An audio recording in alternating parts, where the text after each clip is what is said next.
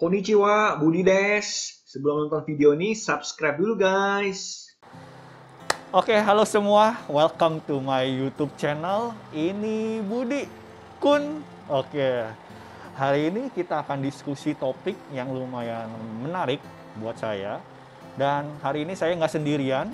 Saya ditemani oleh seorang ibu yang luar biasa. Dan hari ini topik yang kita akan bahas adalah tentang disabilitas di Jepang gitu. So jadi kita akan diskusi bersama dengan Ibu Kristi. Hai, hai. Halo Ibu Kristi, apa kabar? Baik, puji Tuhan. Sehat selalu? Sehat. Oke, terima kasih sebelumnya, terima kasih nih Bu udah mengizinkan saya di tempat Ibu, di rumah Ibu merepotkan, dan juga saya malah dikasih pinjem juga ini katanya. Ini bener, kata cowok ya? Ya kata cowok. Ini benar-benar dari Ibu Kristi sendiri yang punya, dan Ibu juga punya apa, kimono ya, Yukata juga yang sangat cantik sekali. Dan juga ini, wah, Ibu sangat suka Jepang ya Bu ya? Iya, karena anak saya tinggal di sana. Oh, tinggal di ceritanya. sana. Oh, oke. Ini jadi apa nih Ibu? Ini Ini apa geisha. Geisha. Saya punya 3 geisha. Ini cuma dipasang 2. Ada samurai. Oh, Ini ada torinya. Oh, Waktu torinya. pameran Jepang kemarin tahun lalu, Oh tahu iya, kan? iya. Itu Sebenarnya saya ketemu Ibu pas Iya. pameran di itu ya Bu di ya? Central Park. Central Park. Iya, dan itu semua saya beli di Jepang. Wow, Ini semua di Jepang. gila. Itu lukisan ibu saya. Oh, ini lukisan Ibu. Heeh. Wow, bagus sekali ya. Bagus banget Bu. Gitu. Oke. Ya. Jadi Ibu waktu itu kita ketemu di pameran apa tuh ya namanya? Pameran filateli kreatif sebenarnya. Filateli kreatif. Jadi berhubungan dengan perangko Jepang. Oke. Tapi karena namanya filateli kreatif, kreatifnya itu adalah saya membawa semua berhubungan dengan Jepang. Ini apa namanya, manekin, ada boneka kokeshi. Terus bahkan saya bikin diorama kereta Jepang. Diorama Ingat kereta nggak? Jepang. Oh iya. Ya kan ada banyak Shinkansen, Iya, ya kan? Kayak, Terus castle. oh, castle ya, Iya. miniatur kecil gitu ya. Iya, besar. Oke, jadi Ibu ini kolektor ya Bu ya, semua Sebenarnya barang-barang bukan atau gimana? kolektor ya, karena saya suka Jepang karena anak saya tinggal di sana. Oh, sekarang anak Ibu Di sana, di kota apa Bu? di Chiba. Oh, Chiba. Jadi waktu dia lulus SMA, belum lulus, baru ujian langsung terbang ke Jepang. Karena waktu kecil dia mimpinya, Mama, boleh nggak aku tinggal di rumahnya Nobita kalau aku sudah besar? Itu waktu TK. Oh, Nah dari Nobita. situ dia belajar sendiri, belajar bahasa Jepang. Oh. Itu bukan les, dia nggak minta les, tapi dia gila gadget kan. Oh. Gadget itu sampai dia benar-benar mager di gadget, tidak bermain, tidak berteman, hidupnya di gadget. Awalnya adalah Doraemon, terus manga, dia gambar manga, terus semua koleksi komik Jepang. Terus semakin dewasa dia mulai boy band Jepang. Boyband Jepang juga. Dan dia yang saya heran adalah dia bisa belajar bahasa Jepang sendiri dengan kanjinya. Wow. Jadi begitu lulus berangkat ke sana dia sudah bisa semua sebenarnya. Wow, hebat sekali. Iya. Niat Bu. Terus itu jadi sekarang anak Ibu kerja, Kuliah dan bekerja. kuliah dan bekerja Ya, sama. dia kuliah double, dia di tourism dan perhotelan serta dia sebagai modal Jepang, dan kerjanya juga double sekarang di Hotel Hyatt dan di 7-Eleven Urayasu dia sudah manajer. Wow. Umurnya 20 tahun. 20 tahun. Dan ke sana tuh umur 17 tahun. Wow. Gila. Makanya Sangat. gimana sebagai ibu tuh benar-benar saya pengen suka banget karena anakku di sana ya, saya belajar untuk mencintai Jepang sebagai negara kedua, tanda kutip ya. Jadi bermula dari anak Ibu baru Iya. Ibu suka Jepang gitu ya? Iya, karena saya sebenarnya awalnya nggak suka Jepang, bukan nggak suka. Oh, nggak Pertama tahu ya. kali ke sana itu saya masih sekolah sama orang tua. Aduh, bahasanya nggak enak, nggak jelas gitu. Nggak, harganya mahal banget. Kedua waktu sudah berkeluarga ke sana, ya ampun mahal banget yang minum makan gitu kan. Kita kan nggak masuk ke dunia yang hidupnya kan, cuman ditulis kan. Ya. Pikir aku tidak akan ke Jepang lagi, mendingan ke yang bahasa Inggris itu kan. Oh ya. Nah, tiba-tiba anak saya gila Jepang ya sudah. Ternyata terlihat benar terbukti bahwa Jepang memang mahal, tapi ketika tinggal di sana ya biasa saja. Gitu. Oke. Tapi Bu, saya sedikit penasaran nih Bu Ya. dengan anak Ibu. Jadi kayak yang awalnya mungkin di kamar ya, di rumah ya. Iya. Terus apa yang membuat anak Ibu berpikir, wah saya pokoknya ingin pergi keluar Nah, itu. Jepang? Dari kecil itu dulu dia tuh prematur. 4 tahun pertama hidupnya dia tidak bisa dengar. Tapi dia nonton film Doraemon nggak ada tanpa suara. Tanpa suara? Ya kan dia nggak dengar. Wow. Nah ketika dia TK, puji Tuhan 4 tahun dia sembuh. Oke. Begitu ada Doraemon di layar TV, dia excited banget dengan nyanyi-nyanyi. Sampai dia bisa bicara dengan lancar, Mama nanti kalau aku besar boleh nggak aku tinggal di rumahnya Nobita? Kok Nobita? Itu yang ada Doraemonnya. Nah Iya. itu. Wow, gila. Jadi sebenarnya bisa sebenarnya sih semua orang kalau bisa mau belajar bahasa Jepang ya, mungkin yang kayak susah. Kelihatannya bisa kan? Ya, Dia bisa juga sendiri lagi malah. Iya, jadi tuh di handphonenya saya lihat banget tuh ada aplikasi barangkali ya, nama atau tempat dengan dia tulis bahasa kanjinya. Terus kalau di tab itu dibagi 2, satu bahasa Inggris, satu bahasa Jepang. Novel. Wow. Saya baca novel satu halaman aja udah ngantuk. Iya, bahasa Inggris sama, apalagi bahasa pusing. Jepang. Iya, apalagi bahasa Jepang. Aduh. Mantap Iya. sih, hebat, luar biasa Iya, anak Ibu. amin, Hebat. gitu. Oke. Ibu berarti sekarang keseharian jadi apa Bu? Ngapain aja Bu? Kalau saya sendiri sebagai arsitek. Arsitek. Saya arsitek di Agung Podomoro. Salah satu proyek saya yang terakhir adalah Central Park. Central Saya Park. mendesain dan membangun. Wow. Itu proyek terakhir. Lalu saya terserang stroke. Saya pakai kursi roda, saya lumpuh separuh. Tubuh kanan saya tidak berfungsi. Saya tetap bisa bekerja, bisa berjalan, tapi tidak seperti dulu lah. Mohon maaf Bu dengan hormat nih, tapi saya ingin bertanya kalau apa yang terjadi Bu dengan waktu itu? Oh, itu karena waktu itu 2007 tuh saya memang bercerai dengan suami, jadi saya fokus untuk masa depan anak saya. Jadi 2007 saya mulai masuk ke proyek Central Park. Waktu itu saya awalnya tidak, saya Central Park di Agung Podomoro itu sejak 2004. Saya mengikuti direktur untuk banyak proyek. Saya pegang 9 proyek waktu itu. Mulai bosan karena saya tuh lebih passion adalah untuk membangun, mendesain, membangun, bukan hanya meeting terus tapi hasilnya orang lain yang bikin. Nah, saya nggak, passion saya bukan di situ. Akhirnya saya bilang, boleh nggak saya kerja di proyek? Sebenarnya nggak dikasih. Tapi saya jatuh, kaki saya patah 2007. Sehingga oke, kamu di proyek jadi desain. Nah, dari situlah saya mendesain Central Park sebagai mall ramah disabilitas yang pertama. Dan saya kerja keras, proyek selesai, dapat bonus, dapat libur lama, dapat happy, jalan-jalan ke Amerika, tiba-tiba saya terserang stroke. Karena pikiran dan under pressure. Oke. Itu. Wow, perjuangan Ibu sangat tapi maksudnya saya sangat terinspirasi karena Ibu tuh masih semangat gitu loh dengan kondisi seperti ini, tapi Ibu tetap masih semangat gitu loh. Iya, karena ketika saya kena bercerai, anak saya masih SD kecil. Lalu ketika saya kena stroke 2010, anak saya masih SD kelas 5 yang kecil, yang besar kelas 1 SMP. Terus gimana? Saya tetap harus kerja kan untuk biaya mereka. Gitu kan. Jadi semangatnya awalnya dari anak-anak.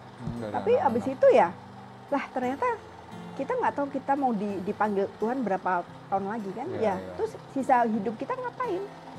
Ya apa yang saya suka aja nih, tentang Jepang, tentang Disney, tentang apapun. Gitu. Ibu pernah kepikiran bikin bikin apa tentang desain bangunan Jepang nggak? Bukan nggak mau, tapi kan masalahnya ini kalau sebagai arsitek kan kita kan dibayar Oh. untuk mendesain. Oh. Ketika kita desain sesuai dengan apa yang kita inginkan, belum tentu yang punya Iya, iya. yang punya uang mau kan. Iya, iya. Nah, jadi ya tergantung juga. Kalau saya punya uang banyak mungkin beda, kita bisa bangun yang apa yang saya mau. Hmm. Ya kan? Oke, tapi selama ini belum ada proyek untuk Belum, itu ya? Oke, belum. oke. Nanti ke depan semoga ada, Bu. Asik. Semakin lebih semangat kan, Bu, ya, Ya kalau pasti misalnya arsitek lebih. asik banget kalau Asik itu banget. terjadi. Oke, oke, Gitu. mantap. Oke, Bu. Jadi Ibu udah berapa kali nih, Bu, ke Jepang? Anak saya tuh berangkat ke Jepang itu April 2017. Saya pertama kali ke Jepang adalah Juli 2017. Pertama kali ke Jepang untuk anak saya. Oke. Nah, dari situ saya cuma berpikir adalah anak saya mimpinya tinggal di sana. Berarti saya harus belajar tentang Jepang. Ya kan? Ya. Minimal saya tahu tentang dia, bagaimana kok badai, bagaimana tinggal di hidupnya gimana, gitu saya harus tahu minimal. Wow. Ya, jadi pertama kali ke Jepang untuk anak saya adalah nomor survei area sana, terus apa yang dia lakukan, naik kereta gimana, keamanannya bagaimana. Walaupun saya tahu Jepang adalah negara teraman, tetap aja kan ibu loh, dan dia perempuan. Tetap ingin tahu, semua saya ingin tahu, dan lama-lama oke, menarik nih. Oke, saya nulis. Dan saya memang penulis kan. Ibu menulis. Iya, dan apa yang saya lakukan biasanya selalu tulis. Oh, iya. Nah, jadi dari situ saya mulai nulis. Nulisnya bukan saat itu, tapi nulis itu direkam dulu di otak. Ya. Saya foto, Ya. saya videoin, Ya. inget itu apa, Ya. dan akhirnya saya tulis. Wow. Jadi 2017 dan 2019 8 buku Jepang sudah buku. Wah, saya ini nih. terbitkan. Ini guys, bukunya semua luar biasa nih, Bu. 8 buku. Iya, dalam waktu 2 tahun. 2 tahun 8 buku. Wow. Ini amazing banget, serius, Bu. Tahu nggak, nanti akhir tahun ini 2020 lagi saya terbitkan khusus Jepang 5 buku. Wow. Musim panas di Jepang 2019 kemarin. Wow. Gila, Ibu berarti udah menulis, arsitek, luar biasa. Gitu. Oke, saya nggak boleh kalah juga nih. Iya dah. Harus banget. Iya, harus. Ganbate. Oke. Ganbate.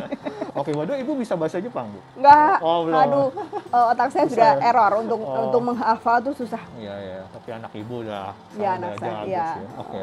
Nah, ini saya ingin bicara tentang konsep disabilitas di Jepang, Bu, Jepang, ya. oke. Ya, Ibu. Jadi selama di Jepang berarti Ibu memakai kursi roda, Bu, ya? Iya, karena kan saya kan kalau awalnya nggak berpikir begitu. Oh. Saya pikir gimana caranya saya sering bisa ke Jepang. Dari awal tuh nggak berpikir bisa dan berani. Ya kan, karena saya belum pernah sendirian iya. pakai kursi roda loh. Iya. Kalau sendiri masih sehat beda, Iya, ya iya. kan. Gimana cara? Awalnya nggak pikir. Jadi lama-lama tuh ketika Michelle berangkat April 2017, saya belum punya kursi roda elektrik. Nggak kepikiran punya ini. Karena dari awal saya tahu ini mahal banget. Iya, Waktu iya. itu di atas 20 juta. Wow, karena aku pikir aduh mesti nabung gitu kan. Iya. Biasanya dulu waktu Michelle masih ada di Jakarta, saya didorong kursi roda untuk ke mall, belanja dengan didorong oleh Michelle. Iya. Ketika dia pergi, saya kehilangan. Bahkan ke ATM pun saya nggak bisa. Saya harus pegang orang kan, gak gampang untuk mencari orang untuk bisa saya pegang, benar kan? Iya, Bu. Terus saya posting di Facebook, tolong dong, kepikiran nggak sih untuk bisa aku mandiri, untuk ke ATM, untuk ke salon, untuk ke belanja, gitu kan? Iya. Ada komen, Mbak, kenapa nggak beli kursi roda elektrik? Oh iya, aku baru cari yang paling murah waktu itu, dan ketemu 12 juta waktu itu. Saya beli, terus muter-muter di Jakarta, mulai percaya diri, oke, aku bisa ke Jepang sendiri gitu kan awalnya. Tapi pikir-pikir gimana caranya bawa koper. Iya. Terus saya ajak anak saya ke Jepang, yuk. Itu Juli 2017. Ya oke, memang dia bantu untuk koper. Tapi aku lihat di sana, oke, aku bisa. Oke, bisa gitu. Dan itu kan di Juli.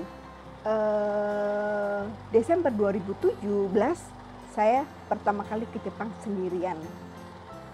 2 koper besar, 2 kali 23 kilo, sama koper kecil, sama tas. Wow. Ibu sendirian? Iya, nekat. Waktu saya diantar ke bandara, ibu saya nangis, peluk saya. Nanti kalau kamu hilang gimana? Om bilang, kalau Tuhan mau saya mati sekarang, saya mati, Bu. Jadi kenapa harus takut? Kalau saya harus ke Jepang, saya mati di sana ya bukan karena kursi rodanya, karena memang saya harus mati di sana, saya bilang gitu. Untuk meyakinkan ibu, dan juga waktu itu juga agak gampang sendirian tahu dengan kursi roda, dengan bawaan. Kalau benar-benar saya hilang gimana? Ya, gitu kan? Terus Gampang sebenarnya. Gampang.